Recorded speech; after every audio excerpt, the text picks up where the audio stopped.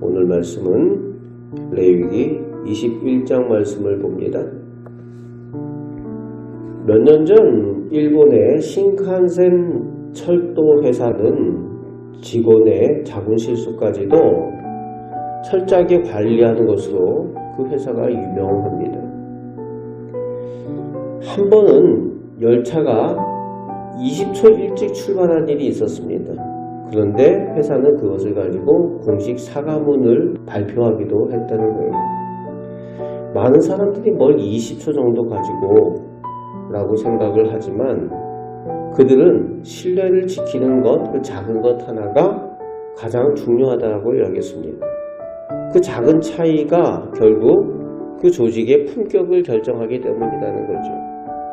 신앙에서도 마찬가지입니다. 신앙에서도 작은 차이 하나가 사느냐 죽느냐를 결정하기도 한다는 겁니다. 이전 말씀들, 20장 이전 말씀들은 일반적인 백성들에 대한 말씀이라면은 오늘 말씀은 백성들을 영적으로 이끌어야 하는 제사장들, 즉 영적인 지도자들에게 요구되는 한층 더 엄격한 거룩함의 기준을 다루고 있습니다. 오늘 말씀에는 제사장들에게 가까운 혈육 외에는 시체를 만져서 스스로를 더럽히지 말라고 그렇게 말씀하십니다. 11절 말씀에 보면은 심지어 대제사장에게는 부모의 장례식조차도 참석하지 못하게 하십니다. 그리고 결혼할 때도 정결한 처녀와만 하도록 결혼 대상까지도 하나님께서 제한하시는 것을 볼 수가 있어요. 오늘 현대의 관점으로 보면은 아무리 제사장이라도 하나님 너무 가혹한 규칙이 아니신가 라는 생각이 들만도 합니다. 하지만 6절은 그 이유를 명확히 밝히고 있지요. 하나님을 가장 가까이서 섬기는 자들의 무너지기 쉬운 영적 경계선을 하나님께서 지키시고 보호하시기 위함이라는 거예요. 매우 중요합니다. 하나님을 가장 가까이서 섬기는 사람들이 영적으로 무너지면 그 백성이 함께 무너진다는 겁니다. 오늘날 우리 모두는 왕같은 제사장들로 부름을 받았어요. 구약에서는 제사장들이 따로 있었지만 예수님께서 십자가에 달려 돌아가신 이후에는 우리가 왕같은 제사장들이라는 겁니다.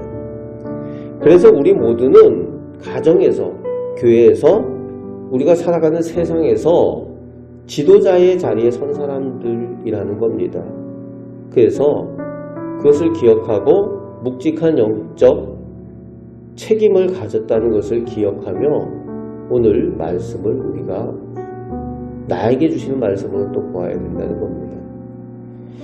1절에서 4절은 제사장이 백성의 어른, 즉 지도자인 즉 함부로 시체를 만져 자신을 더럽혀서는 안 된다고 하나님께서 선포를 하시는 거죠.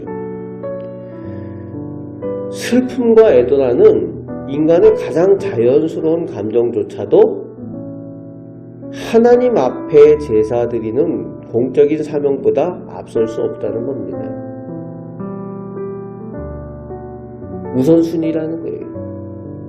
우리가 사람으로서 특별히 영적인 지도자들로서 최우선의 순위가 하나님이어야 한다는 겁니다. 영적인 리더는 사적인 감정과 슬픔에 함몰되어서 하나님께서 맡기신 하나님의 일들을 그쳐서는 안 된다는 준엄한 하나님의 명령을 하고 계시는 거죠. 하나님께서 주신 그 직분, 그 지도자의 역할, 그 사명, 그것을 감당하는 것보다 개인적인 일들이 자꾸 우선이 되면은 가정이 무너지고 또 그 공동체들이 무너질 수밖에 없는 거죠. 그래서 지도자들은 인간적인 그런 감정들이 있을지라도 그것보다도 하나님이 최우선이 될 수 있도록 하는 것이 영적인 지도자들의 사명이라는 겁니다. 중국 선교의 개척자였던 허드슨 테일러라는 선교사님이 계십니다. 이분은 평생을 중국 복음화를 위해서 바쳤는데 그 과정에서 사랑하는 아내 마리아와 어린 자녀들을 그 중국 풍토병으로 먼저 천국에 보내야만 했습니다. 가족을 다 잃었어요. 자식의 가슴에 묻고 아내를 잃은 깊은 슬픔 속에서 그 가운데도 선교지를 떠나지 않고 또 낭망에 주저앉지도 않았습니다. 그는 눈물을 닦으면서도 하나님이 여전히 신실하시기에 나는 오늘도 중국 영혼들을 향해 나아간다 라고 말하면서 전도 집회를 계속 이어갔다는 겁니다.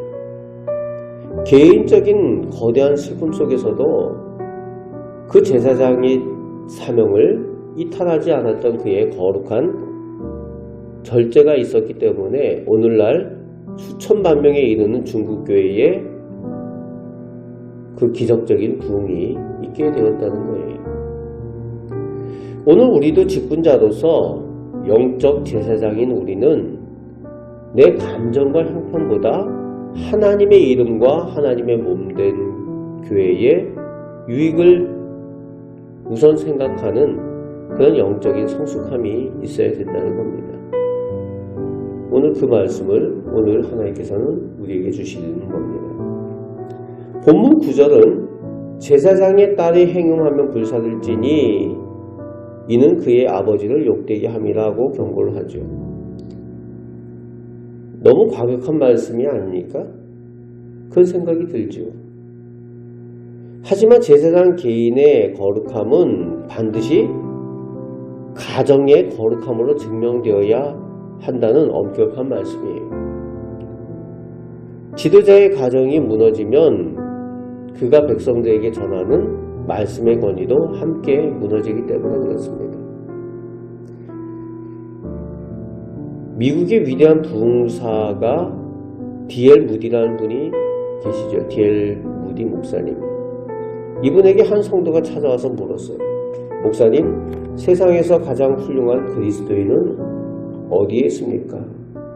그때 무디 목사님이 아주 단호하게 대답을 한 내용이 있습니다. 그 사람이 거리를 쓸어내는 청소부일 수도 있고 대기업의 회장일 수도 있습니다.